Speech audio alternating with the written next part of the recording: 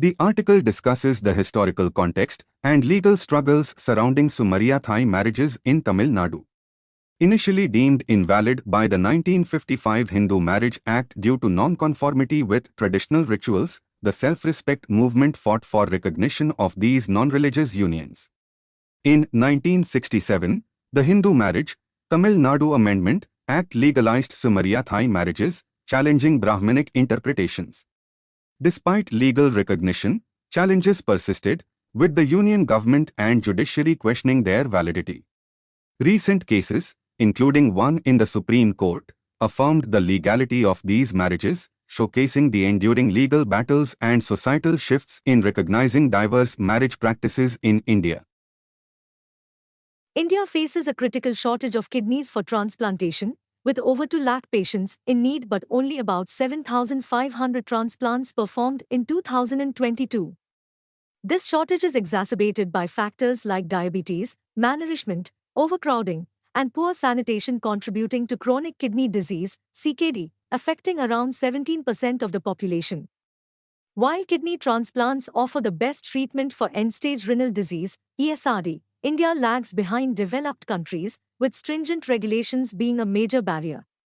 The article calls for urgent reforms in kidney exchange regulations, specifically advocating for the unshackling of innovative kidney swap and chain methods, which could significantly alleviate the crisis.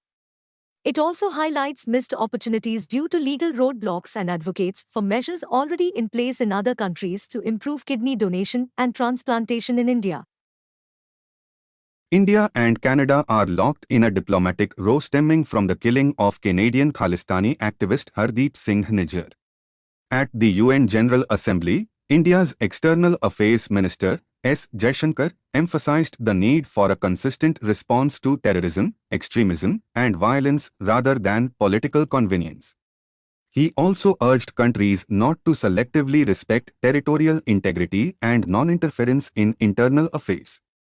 Canada's UN ambassador, Robert Rai, reiterated allegations of Indian government involvement in Nijjar's killing. This dispute has led to the expulsion of diplomats and a halt in people-to-people ties. The article suggests that Canada should present evidence to support its claims and India should cooperate with any investigation if evidence is shared to resolve the standoff quickly. The United Nations Population Fund's India Aging Report 2023 reveals that India's population above 60 years will double to 20.8%, 34.7 crore, by 2050. Challenges arise concerning health, economy, and society as the elderly population expands, especially with growing numbers of seniors living alone due to migration. Women outnumber men in elderly citizens, and economic and social security is crucial for their vulnerability. Significant interstate disparities exist, emphasizing the need for a comprehensive societal approach addressing physical and mental health, income security, and social care. Geriatric care must cater to unique healthcare needs, requiring improved awareness and streamlined access to existing schemes and policies. The debate on regulating generative artificial intelligence, AI, is complex and varies across jurisdictions.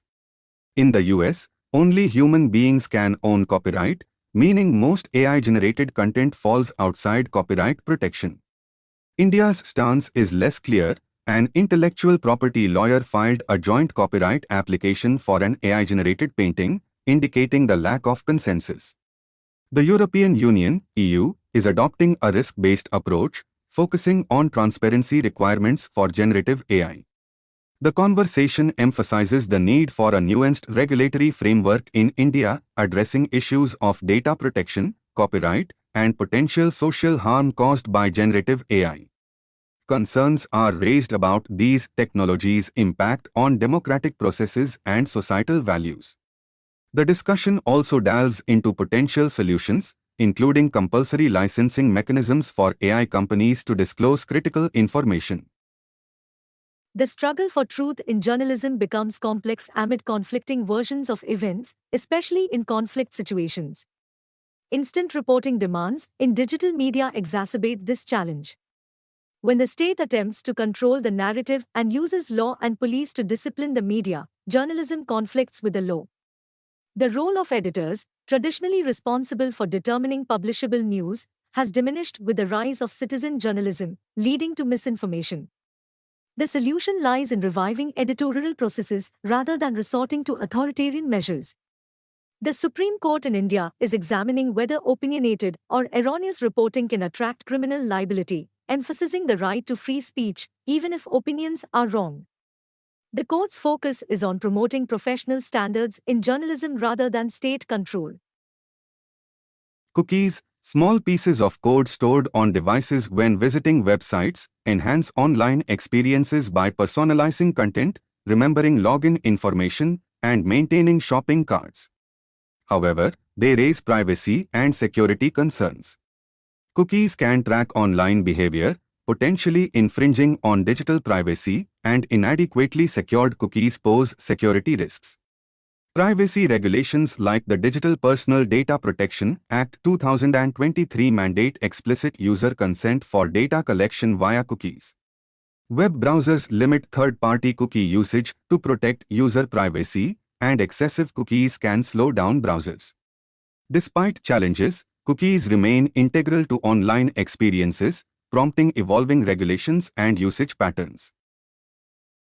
The Five Eyes is a multilateral intelligence sharing network comprising Australia, Canada, New Zealand, the UK, and the US. Established around World War II, it initially focused on signals intelligence, SIGINT, collaboration. The UXA agreement formalized their alliance in 1946. Canada joined in 1948, and Australia and New Zealand in 1956. The alliance expanded its scope beyond communication intelligence, involving ocean surveillance, defense intelligence, and more. Their secret collective database, Stone Ghost, enables continuous intelligence sharing. However, concerns over privacy, security, and operational methods arose, especially following Edward Snowden's 2013 revelations about the alliance's activities. India has sought monoclonal antibody doses from Australia to combat the Nipah virus outbreak in Kerala. Monoclonal antibodies are lab-made proteins mimicking immune system antibodies, targeting specific disease-causing antigens. The M102.4 antibody, developed by Dr. Christopher Broder, neutralizes Hendra and Nipah viruses. It passed phase 1 clinical trials, proving safe and well-tolerated. Administered under compassionate use, it binds to Nipah virus glycoproteins. Despite successful trials, regulatory progress stalled, leaving limited doses available. The antibody's availability in Queensland since 2010 highlights its potential, and India awaits additional doses to combat the ongoing outbreak.